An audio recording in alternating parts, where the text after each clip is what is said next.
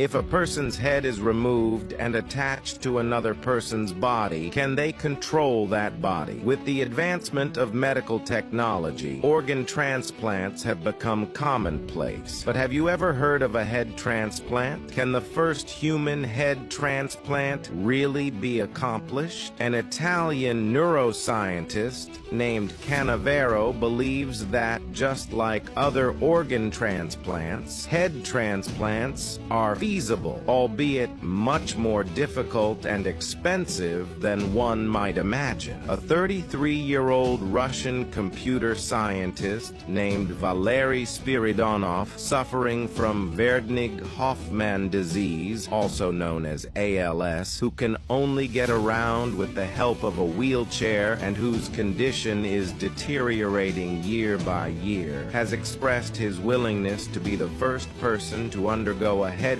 transplant in the hope of starting a new life. Canavero is very willing to help him. For the reliability of this surgery, Canavero teamed up with a Chinese surgeon named Ren Xiaoping. They decided to first conduct experiments on monkeys and to perform the first human head transplant in China. In 2016, the world's first monkey head transplant was conducted in a laboratory as planned. With the combined efforts of all staff, the head transplant surgery, lasting about 18 hours, was finally completed. Surprisingly, shortly after the surgery, the monkey miraculously opened its eyes, greatly exciting Canavero and Ren Xiaoping. However, the monkey, although able to move its eyes, could not move its lower body and died just 20 hours later. Upon learning of this outcome, the young Russian who wanted the head transplant had second thoughts. In theory, human head transplants are entirely feasible, but post-operative survival depends on luck. If the head transplant were indeed successful, would the individual live as the person associated with the head or the body, given that the body constitutes 90% of a human? Furthermore, in the case of offspring, to whom would they be considered to belong?